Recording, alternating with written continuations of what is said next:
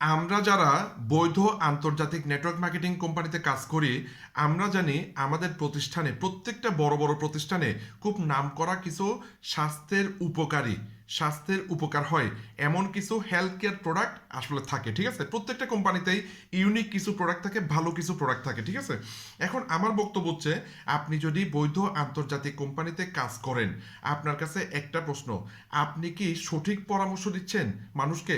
মনে করেন আমাদের কাছে অনেক সময় বিভিন্ন রোগে যারা কষ্ট পাচ্ছে, এই ধরনের অনেক রোগী আমাদের কাছে জানতে চায় যে আমার এই সমস্যার জন্য কোন প্রোডাক্টটা নেব।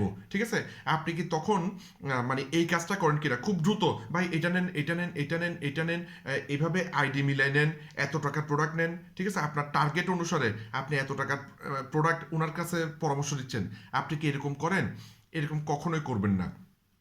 আপনার সমস্যা সমাধানের জন্য উনার কাছ থেকে আপনি পণ্যের টাকা নেবেন না। ঠিক আছে, উনার সমস্যা সমাধানের জন্য যেটা ভালো হয় সেটা আপনি পরামর্শ দেন।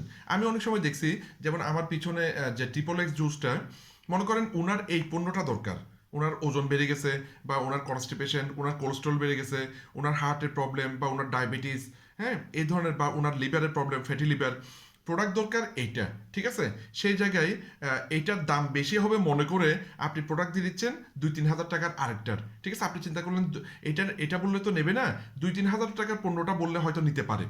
আমি অনুরোধ করতেছি, আপনি আপনার লাভ চিন্তা করবেন না, আপনি উনার লাভ চিন্তা করেন।